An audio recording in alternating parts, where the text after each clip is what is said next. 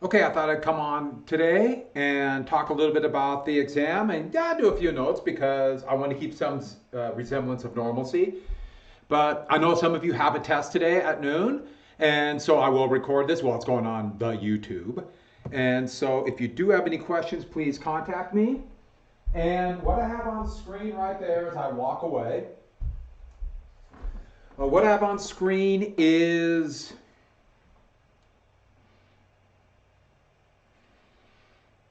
it's that how to write a DBQ, just to make sure that things about thesis, context, 4 documents, 2 documents with HAP. Remember, that's why the documents have a bias. That's what you have to look at. 2 pieces of outside information, no quotes, no first person personal pronouns. Make sure you underline your thesis, those basic things. But then I have this context review. And then I go through each period. And I put down the main ideas or concepts for each period, period. So the first one to 1800, then 1800 to 1848, 44 to 77, and well, so on. Let's look at it another way. Basically, independence and the founding of the republic, um, independence and the Constitution, and then we have the basis of the republic with Jefferson, Industrial Revolution, Manifest Destiny. And then we have 1844 to 1877. Well, not Manifest Destiny, I'm sorry, antebellum reforms. 1844 to 1877, that's Manifest Destiny and the road to Civil War and Reconstruction. 1865 to 1898, that's the Gilded Age, Second Industrial Revolution, New South, the growth of the populist movement. 1890 to 1945, we have imperialism, the progressives, World War I, 20s, Great Depression and New Deal, World War II. And the big thing about that is those are the different eras. I put out the so-called main ideas or concepts. But what I mean by that is that's the context. That's the big areas. If the question is about the ratification of the Constitution, you write the essay about the ratification of the Constitution, but ideas for context in that opening paragraph are the Articles of Confederation, the Federalist era and Washington's presidency afterwards, things like that. All of those are in there. 1800 to 1848. Those give you ideas of context. And the only reason I'm giving you this is maybe it's something to have out on your desk when you start writing, just a quick look at. You have that and your review packet. You should have some really good information to not only write the essay, to give you outside information, to relate to the documents, but also for context. And the big thing about writing an essay like this, when you only have 45 minutes, if you don't have background information, if you don't have the knowledge of issues that went on during that time, it will make reading the documents that much harder and coming up with a thesis that much harder. In fact, a lot harder. The big thing about a DBQ is not interpreting the documents as little snippets of trivia from an era. It's being able to read those documents and put them into your knowledge base, your outside information. And with that review packet right in front of you, you should have everything you need right there. And it is on, it's going. Okay. So I wanted to make sure I talked about that. And don't forget, you should have gotten your AP passport. If anyone has not gotten it yet, I put back all the forms you need to have. Make sure you go back and look at that review form. Let me get this up real quick. And so,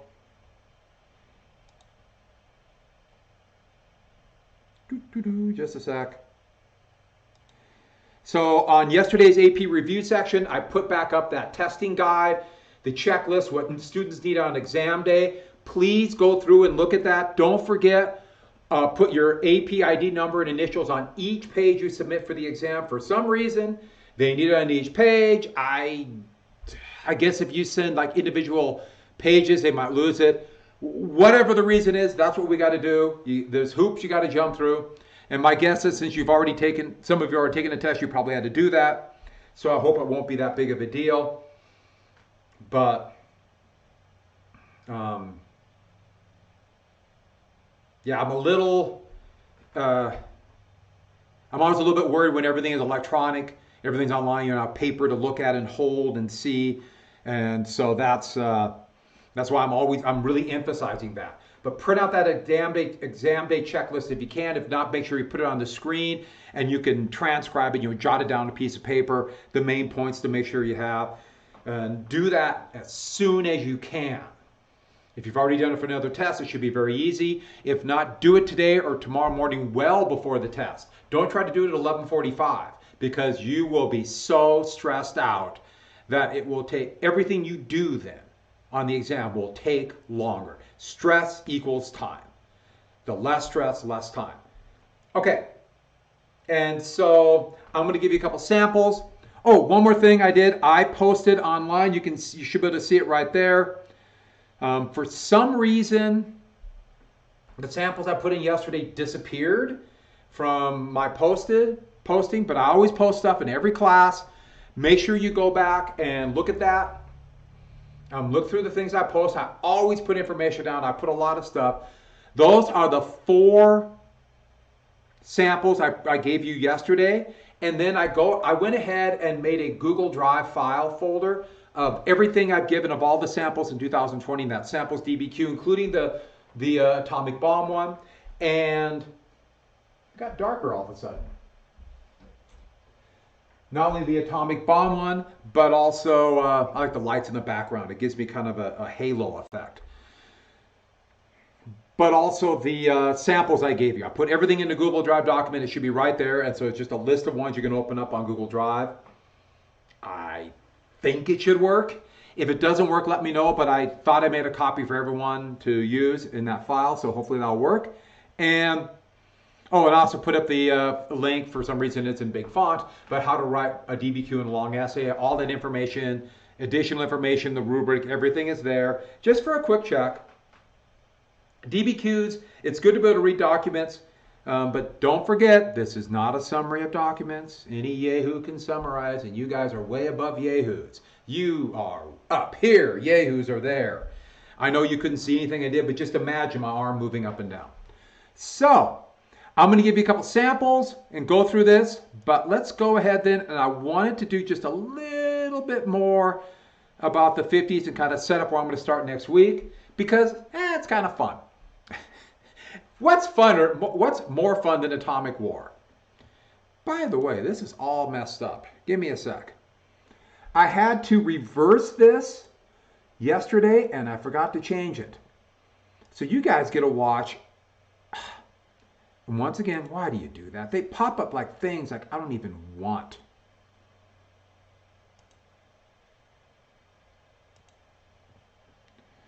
Give me a sec. Come on. I can't get it to quit.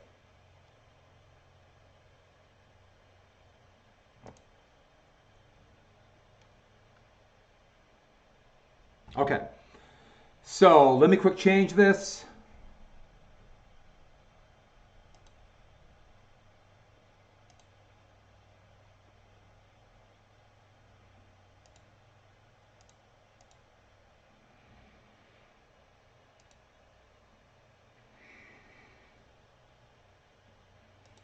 Okay, now is that on screen with me in the corner? Boy, I'm big. I'm really big here. I don't want to be that big. I think it's important to see that I'm actually doing it and part of the thing. But, well, we do have a Space Force now. Space Force. Okay, but, all right, so I will do a little bit of notes and then come back and review.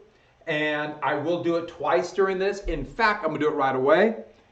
Give you a couple examples of review, but I just want to cover a little bit about this new look, come back and review, do a little review. And I'm just looking at my screen. Okay, this should work then.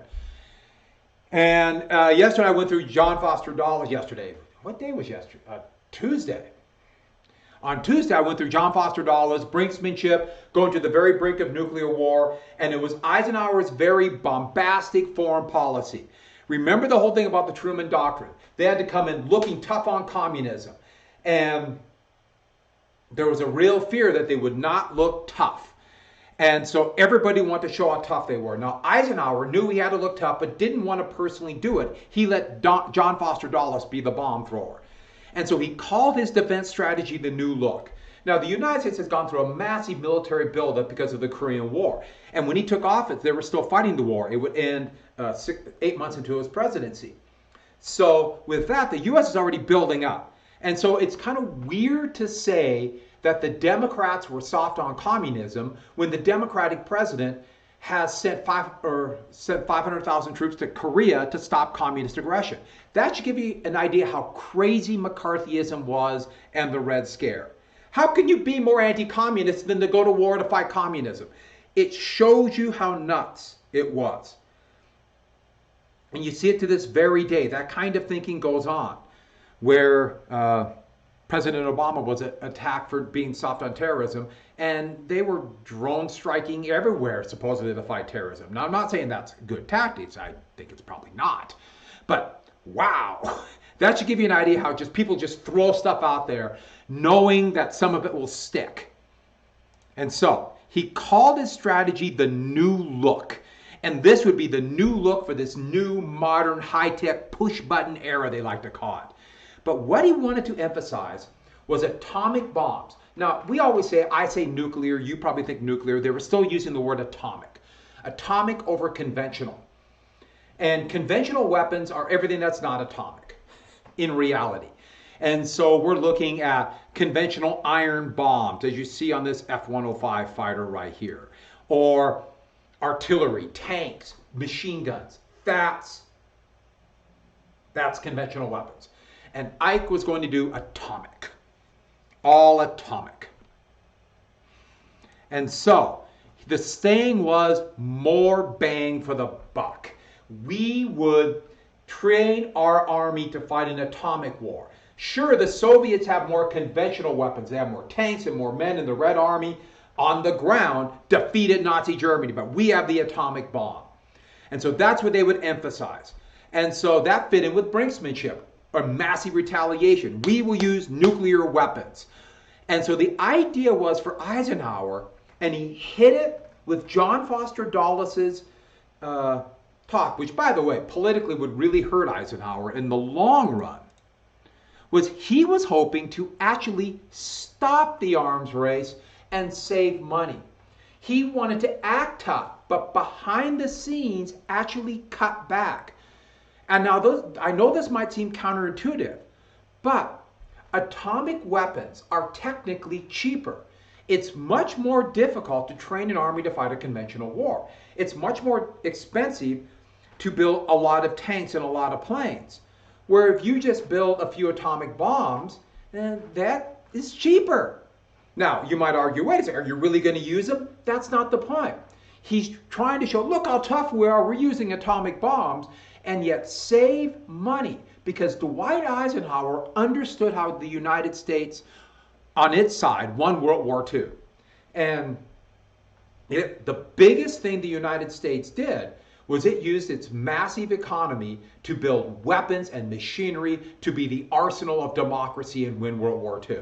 Not to diminish the massive sacrifice and hard fighting that American soldiers went through, but U.S. provided the weapons and supplies and support. The U.S. won because of its great economy and the great economic and political system the United States had developed since the New Deal. This kind of hybrid government-public, business-private, so public-private partnership of regulated business and the New Deal order, which he accepted the New Deal. That's how we won. Not because we had tanks and planes, but because we had a strong economy. And he believed that every dollar spent on weapons, especially in peacetime, was like throwing money down a well. It was a waste. It's better to spend the money on business, on production, on education, on workers. He was not quite a New Dealer in the fact he wanted to give health care for education, but he was a liberal Republican, which really anchored conservative Republicans. The closest analogy to his economic point of view to somebody you lived through would be President Obama. You know, a liberal in some things, conservative in some ways. He's probably a little bit more liberal economically than President Obama. And let's get back to this. And think of it this way. Every dollar you spend on military weapons is a waste. You think, wait a second, you're building the tank. Well, once you build, let's say, a tank, you build a tank, boom, there's a tank. What does it do for you now? I mean, the best case scenario, the best for everyone involved, is someday you throw that tank away. That's the best thing. You might say, wait a second, you go to war. No, war is expensive and kills people. And so that would be very much a negative. And what happens to all those nuclear weapons we built in Montana? Well, they just are sitting there. Best case scenario was that we got rid of 1 out of 4 of them, but there's still 100 there, or 3 out of 4, I'm sorry. So he actually wanted to end the arms race. His goal was for peace talks. And that's why they tested nuclear weapons all over the deserts of Nevada. They blew up every island they could in the Pacific. I showed you the Mike 1 test. And testing. Here are U.S. soldiers with the testing right there. They would use them, the idea that they could use nuclear weapons in actual ground combat. That these could be weapons that they could use in Central Europe in case the Soviets attacked, or in China in case the Soviets attacked Formosa. I'm just throwing things out there. They even talked about using them in a place called French Indochina. So here are Marines joking around with a mushroom cloud, and they tested. Part of the reason they tested, or a tiny part, was they actually see how the bombs worked. But the biggest reason was to show the Soviets not only that we had them, but we're willing to use them. And yes, this would cause massive health problems. I remember in the 1970s that they could, all the dairies in Utah had to shut down for 15 years because of the radiation that was still, fallout. That was in all the soil, that was then for in the feed, that was the cows were eating. By the way, fallout, this is what creates the fallout. You see this massive explosion? That irradiates the soil, that goes up in this mushroom cloud, goes in the atmosphere, and then with the winds, it floats over and drops over areas and leads this dirty radioactive stuff. And so it's not the actual radiation from the bomb, it's the irradiated soil and dust that creates the really dirty stuff. And that's why you will see, I jumped the gun here. So this became a big tourist attraction. People would come out and watch the bombs, and they would send them all over Nevada. Las Vegas would advertise it. There's a whole series of people like dancing and doing poses with the bomb in the background. I found these, and it is the creepiest, funniest thing. And that's the facial expression I would expect someone to have. It's like, really? You want me to do this? And as we all know, this cat was very much involved in this. And that cat is just saying, I just see that as, mission accomplished. That's the way I look at that cat. Because as we all know, cats don't care. But here is when I was a little kid. We traveled around Nevada and we took pictures. So there I am posing. I used to have blonde hair and much bigger ears, and a sister that I actually never had. Okay, I have no idea who that is, but I thought the picture was great. But this then immediately got me sidetracked to other awkward family photos that I took in my childhood. So here we are going across South Dakota. No, that's not me. I just thought this was great. There are no pictures of me from my childhood. There's no photographic evidence. As far as I know, I was 23 and I just appeared. But that I have no comment. But I love the shorts. And here we are before we went to camping in the RV. And but I'm going to say this. No, that was not me. Yes, I had pants like this. Oh, I should add that, Megan, that's a really good question about Eisenhower. We had one of those documents in the DBQ for the Treaty of Versailles. Eisenhower was actually, when he heard about the atomic bomb waves in Europe, because very few people knew, but since he was the top, he was a 5-star general. Very few of those, there's no 5-star generals alive today. But Eisenhower heard about that, and he thought it was completely unnecessary. As he understood it, Japan, he knew that Japan had sent peace feelers to Switzerland and the Soviet Union, and Eisenhower knew there was no reason to drop the atomic bomb. He was really worried about what this would mean to the post-war world. He thought it was unnecessary. He thought that Japan would probably surrender because they'd be out of food and oil by December of 45. So Eisenhower was basically opposed. He thought it was unnecessary. And that should add to the irony, threatening atomic war. But remember, his point of view, atomic war would save money, and that would provide him cover to actually reduce arms control. He wanted a big arms control agreement with the Soviet Union at the end of the decade. That's what he really hoped for. He wanted to be the general who brought peace. And by the way, I said this very serious thing with this great picture. I am not making this up. I had pants very close to that. I wore them to school all the time last year. And here we are at a last picture, last great picture. I put them all here. But, you know, petting zoos were a big deal during the atomic age. And one thing about petting zoos, sometimes they got the taste for human flesh. Okay, so, okay, moving on. Last couple things, and then I'm going to give you another sample. So, the United States then went on this actual hair trigger. The group that would run had the atomic bombs for the Air Force and became just a huge body. We spent billions of dollars. It was called Strategic Air Command. And they were on a hair trigger, ready for nuclear war at all times. And the head of it would be the same exact guy, Curtis LeMay, Curtis Bombs Away LeMay, that would be in command of the firebombing on Japan, Curtis LeMay. And he kept the U.S. Air Force on a trigger where they had planes orbiting 24 hours a day, ready to strike the Soviet Union in case they did a sneak attack. And these planes would be at a line that was just outside of Soviet airspace called the fail-safe line, with the idea as soon as they crossed that fail-safe line, there's no going back unless they receive a recall code.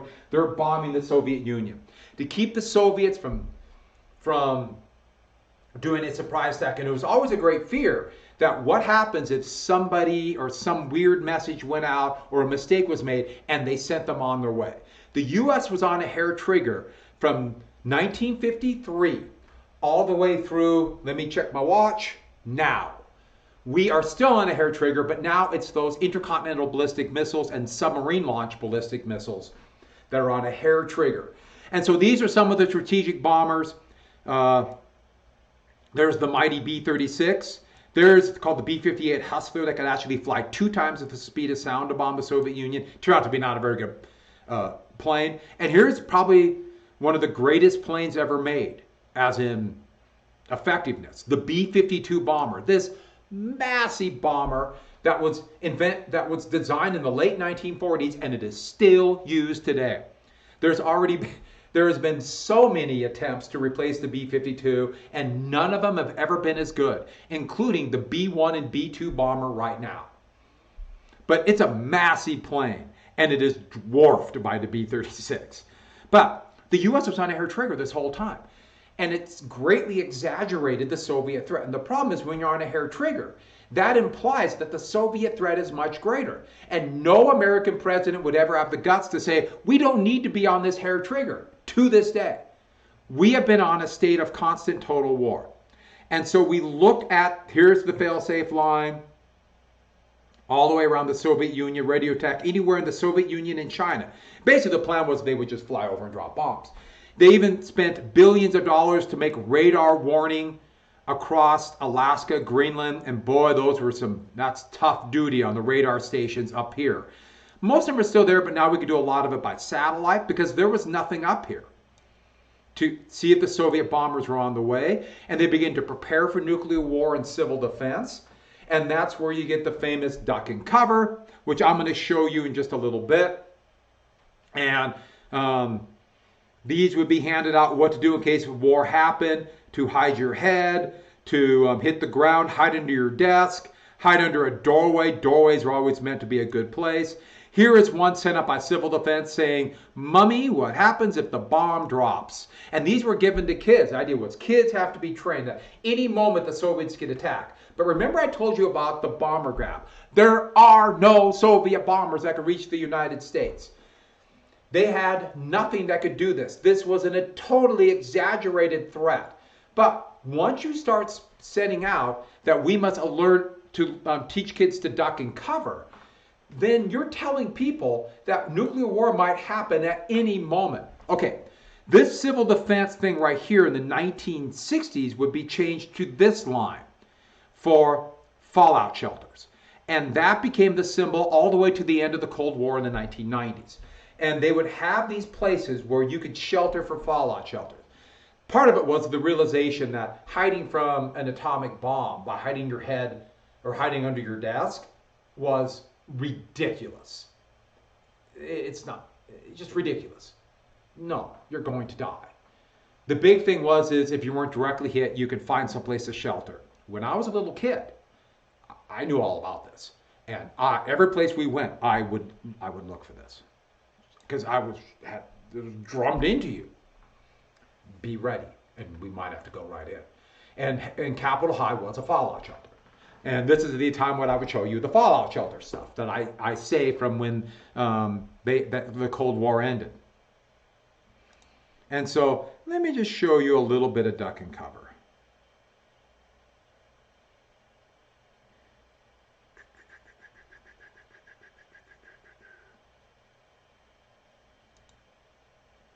Miles inland over the hill. There was a turtle by the name of Bert, and Bert the turtle was very alert. I hope this is working. And danger threatened him. A government-sponsored campaign taught children what to do in the event of nuclear attack. He ducked and covered.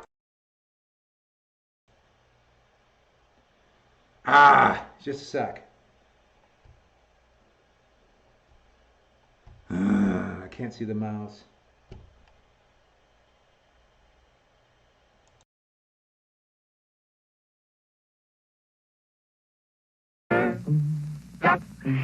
And cover. He did what we all must learn to do. You and you and you and you. Duck and cover. I think there was probably a deliberate effort on the part of the United States government to play down the destructiveness of nuclear weapons. When children were taught that they could dive into a ditch as if this were a tornado going by, when children were taught that if they hid under their desks, covered their heads with their hands, duck and cover, that somehow that would be enough for them to survive. They were being taught at most the Hiroshima level of destructiveness. Some of us actually refused to do it, but for some kids, this is when you found out in your peers who was the most afraid, because a lot of kids wouldn't talk about it. It was a subject that they perhaps didn't really want to participate in because it wasn't sports and it wasn't whatever. So those drills were very revealing to the rest of their classmates when we saw who was really the most afraid. There might not be any grown-ups around when the bomb explodes. Then you're on your own.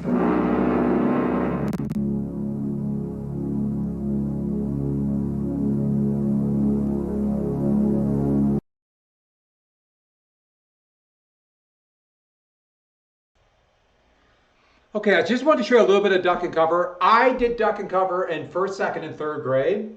And so I was right at the end of the duck and cover. And it was scary.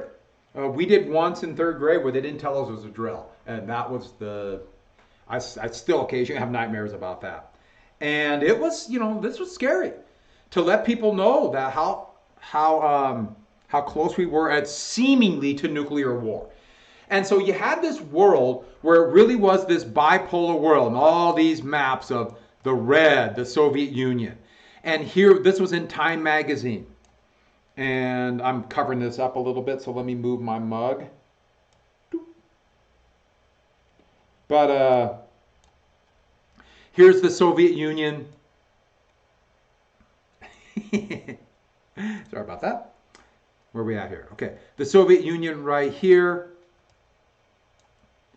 And the idea was that it's encroaching from the West, and the U.S. is this little guy under grave threat. And that was part of the problem with the new look.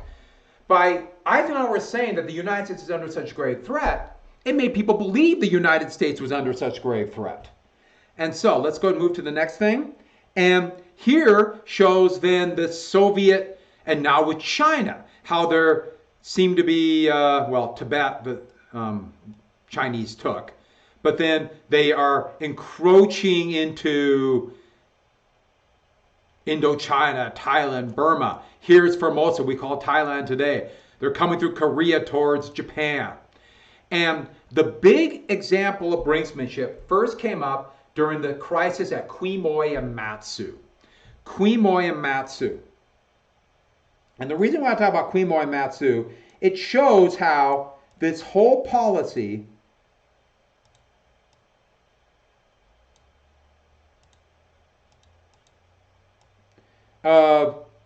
I'm moving myself again. This whole policy of brinksmanship was ridiculous. The People's Republic of China claimed Formosa.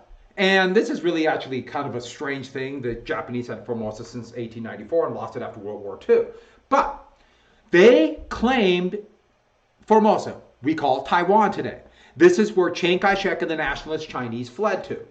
And so here they are right here.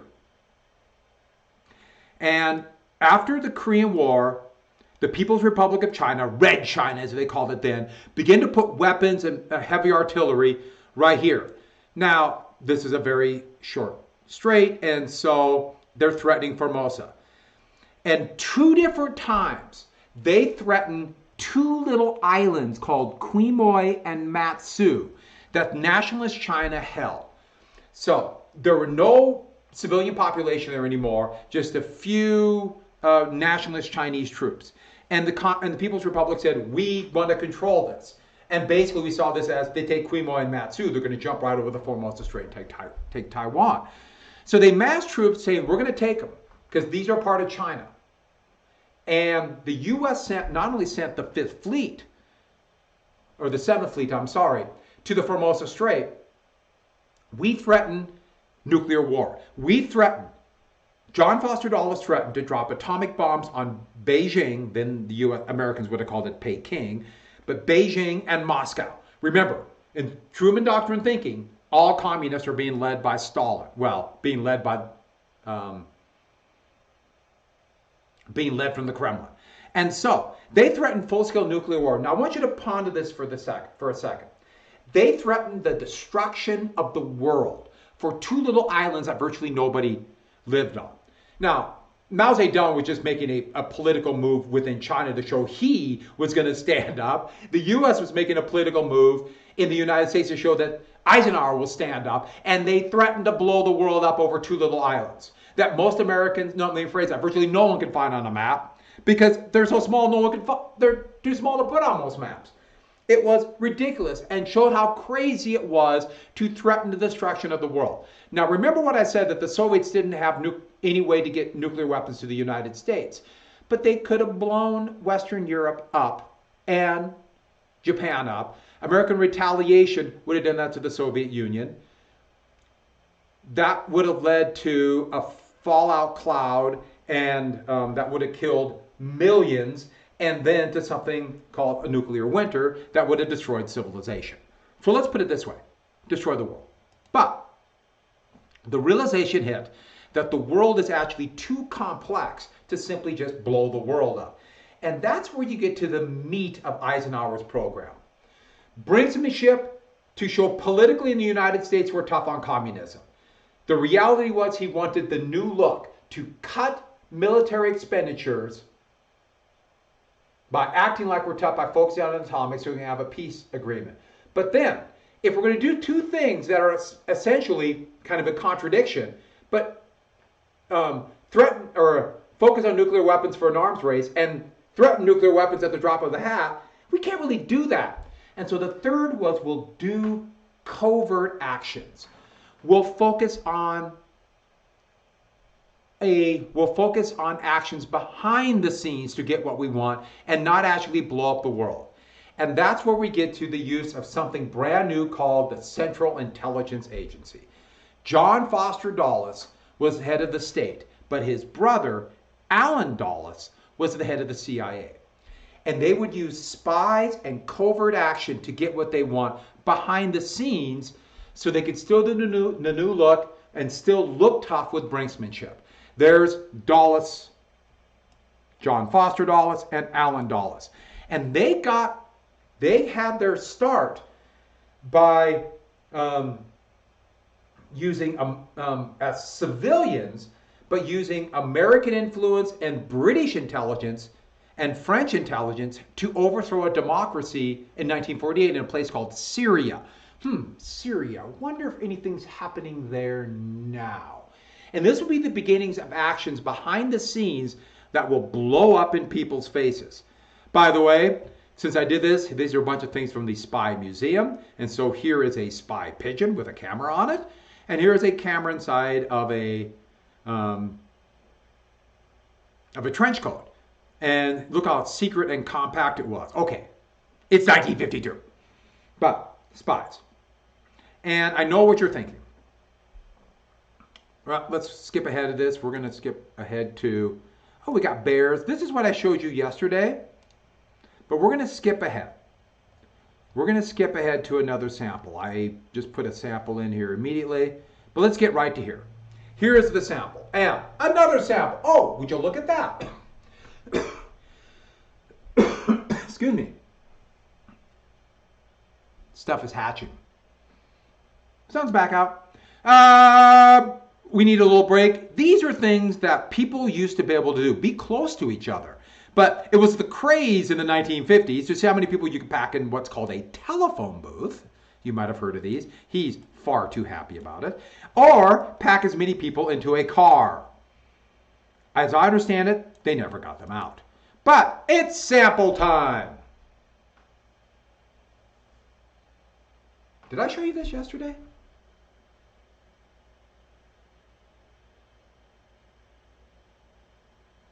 I think I did show you this. So here's another sample.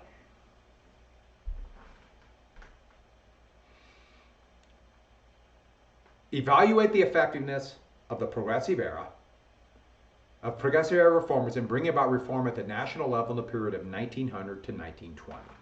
So what I want everyone to do is I'll give you a second, go and look at your review packet or whatever, think about an answer, and let's write a thesis, and then I'll give you a sample document. And I'm using a lot of sample documents that are pictures because I think sometimes those might be the hardest one. Yes, thank you for asking what a telephone booth. A telephone booth is something that they would have what's called a payphone in it. And you would put a dime in it to make a phone call.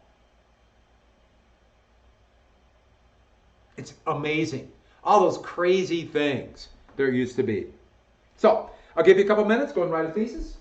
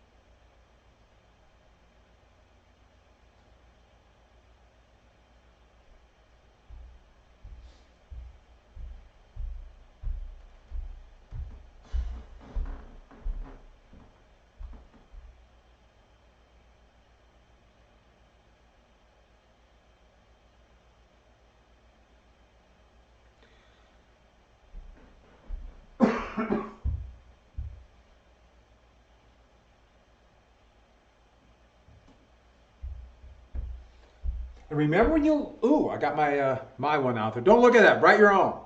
But don't forget, we have to address progressive reforms. It's got to be at the national level, early 20th century, so you need something about that. Please don't look at the one I wrote. Act like you didn't see it. And then try to come up with 2 examples. And since it's a DBQ, you want to think about ones that you can use as many documents as possible. You have to be practical. And so you might need to adjust your thesis just a little bit to get in the documents.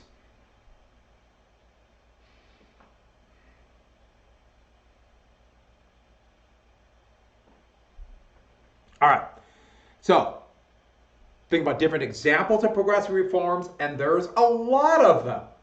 There's a lot of them. From, remember, the FDA, conservation, the attempt at child labor laws, all those amendments like income tax and direct election of senators, also suffrage and prohibition.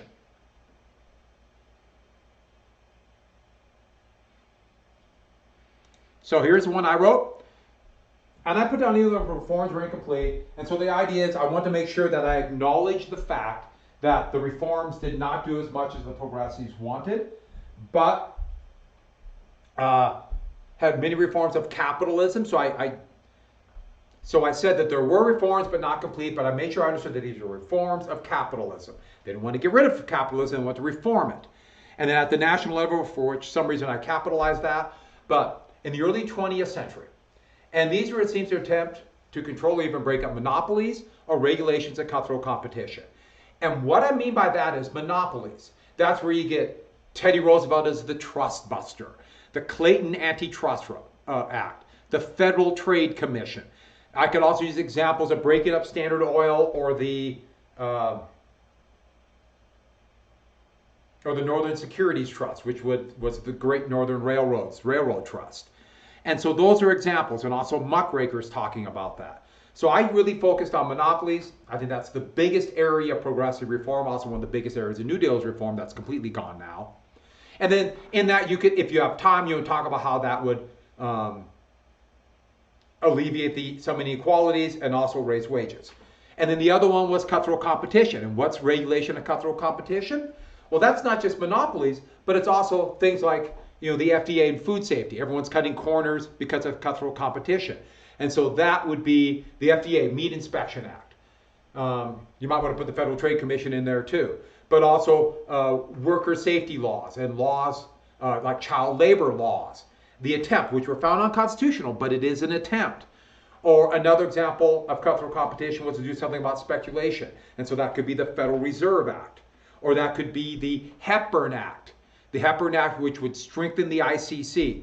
And so those are examples. And you could have used examples like reform the political system. Oh, I almost forgot. Or the 16th Amendment. The 16th Amendment allowed for some income tax. Income tax would raise wages and alleviate cutthroat competition. You could have done something about social area reforms if you want to change your idea, and that you could have put prohibition, women's prohibition in the 18th Amendment, the suffrage movement in the 19th Amendment. You could have done election reforms and done things like the 17th Amendment, or those are just examples of things you could have done. But those are the progressive reforms.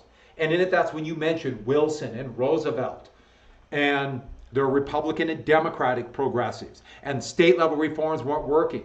And so if you go back and look at your list, you have the state level reforms because of interstate commerce did not work. In fact, bringing up interstate commerce would be a really big example and an idea of context on why they needed national level reforms. Anybody have one they want to type out real fast? Oh, and there's a good question. What do they mean by national level? National level is at the federal government level. Federal government. Because state level reforms would be things like the referendum, initiative, recall, direct primaries. And they did not work because or they had limited effectiveness to reform at the state level because of interstate commerce. So national level means the federal government. Any other questions? I know you got to type it in. I'm sorry. That's life.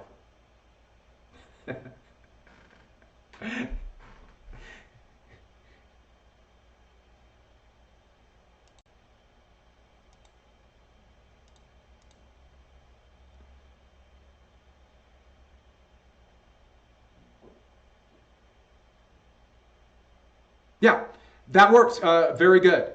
August 1, which you can see, and I put that up there. But around the turn of the century, the progressive presidents made huge gains, such as enforcement of Sherman Antitrust Act and the FDA. And the FDA, then you can talk about the jungle and the Meat Inspection Act. That's very good. Very good thesis statement. That will work. Anybody else have one? Let me give you one. I think I have two documents here.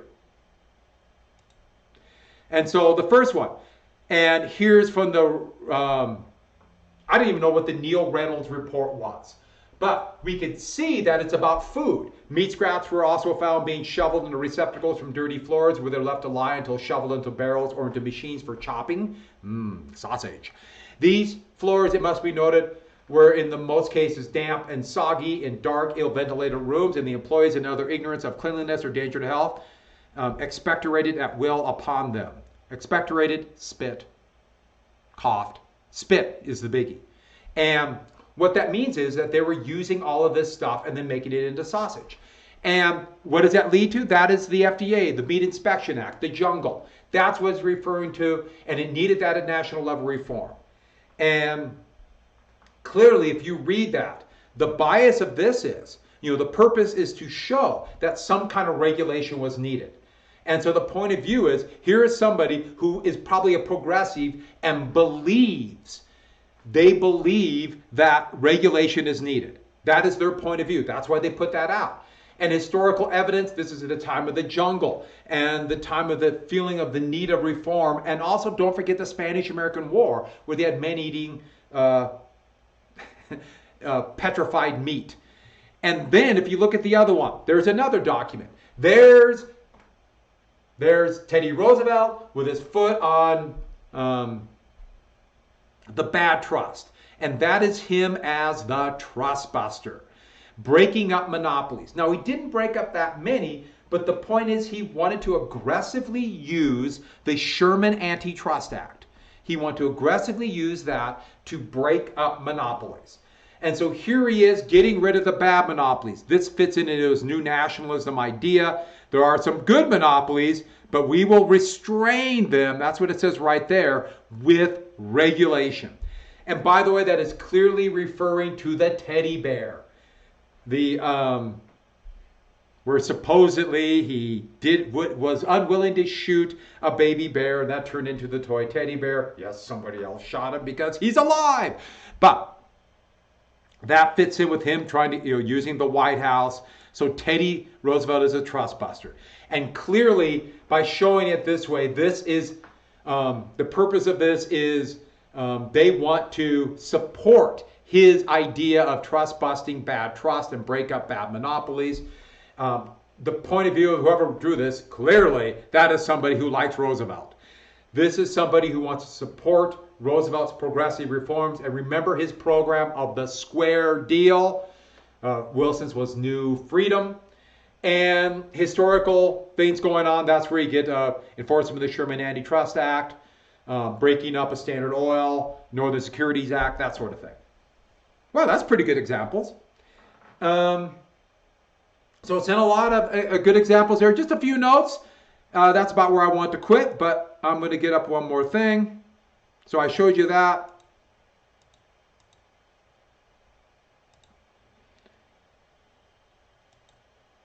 Here's that document on Reconstruction I gave you. I put one on industrialization. So there's lots of samples. And don't forget, if you want to look at examples, just to kind of think about it, you have that review book that has 9 different examples of DBQs in there. And just remember that the directions they gave are a little bit different for your DBQ. So go back to the ones I gave you on top of this contact sheet, or even on top of the DBQs I gave you, for example. So I went through and redid them very quickly, but redid them all. And Here for document 1, I give you another example of a document. And so document 1, it talks about, gives you a little historical background, but here is, right here, an element from the 13th Amendment. And so let's look at this really quickly. It is common for the advocates or talk about the 13th Amendment. Common for the advocates of Negro suffrage to assume that the color of the Negro is the main obstacle to his admission to political equality. But it is not the complexion of the Negro that degrades him. The Negro is a race by nature inferior in mental caliber to the Negroes that the Negroes are not equal to white Americans and are not entitled to participate in the government of this country. And so here is a document that was written by almost certainly, well, it was by a Northern Democrat who was against the suffrage of African Americans. So this is the fact that therefore there were a lot of people in the North who did not want equality for African Americans. And so if you think about it for a second, if you have this much opposition in 1866 after the war, think about what it's going to be like in 10 years when Northerners are tired of even more tired of Reconstruction, and a big panic had just hit. And so this lays out the view of many Southern whites, but also a lot of Northern whites, that African Americans were inferior and do not deserve the right to vote. And it fits in with the racist element here. So this not only lays that out, clearly the purpose of this person is to not only not have African Americans vote, but to strengthen the Democratic Party. Since more and more whites in the South realize that if we're going to enter the political system, we must be Democrats because we can't be Republicans, because that's the party of equality at that time. Since they're going to be Democrats in the South, to strengthen the Democratic Party, they can't have African Americans vote. And so it's not just we think they're unequal, but we don't want them to have power. You will always see this. Parties that demand more rights for people want more people to vote. Parties that are more rule of elite and more social Darwinistic, they want less people to vote to this day. One political party in the United States wants, for example, vote by mail because of the pandemic and other reasons. That's the Democratic Party. And that's more the party of a broader base. Still pretty conservative, broader base. The more conservative party, the Republicans, are doing everything they can right now to keep vote by mail. And so we can relate this directly to today. You think, oh, this is like an isolated time period and we're not like this. No, it continues to this day. So that's the point of view then, is clearly somebody who wants to promote the Democratic Party, but their point is that if we have blacks vote, it will help the Republicans. And the historical context, think about it. This is right before military Reconstruction. The 13th Amendment had just been ratified, and there was talk, well, 13th Amendment just gave freedom. African Americans need more rights. So that's an example. All right. Yes, you only have one question, one choice, the DBQ, one choice. That's why I keep emphasizing over and over again the DBQ, and I have no idea. But that's why I gave you the review packet, so you have a good background in everything, so we review what we've covered in class. And then also, I gave you this context review of all the different periods, because it could be technically anywhere from 1754 all the way to 1945. If I was a gambling man, I would say something in the 19th century. I just, I really could see a period 6 thing. I just could see something after the Civil War, maybe Reconstruction, but Industrial Revolution, all the way up through maybe the Progressives. I don't know why, I just think that. Now, having me say that means nothing. You just have to be ready for whatever it is, and you will be. You're just going to have your review packet and have everything out. It could also be, this is an area, the early Industrial Revolution, all the way to the Second Great Awakening, reform movements, the market revolution, which is capitalism. All of these things could happen. I don't know. But I just laid these out there to give you a little bit of idea of context review. But don't forget, the most important thing you can have is that review packet ready to go. Are there any more questions?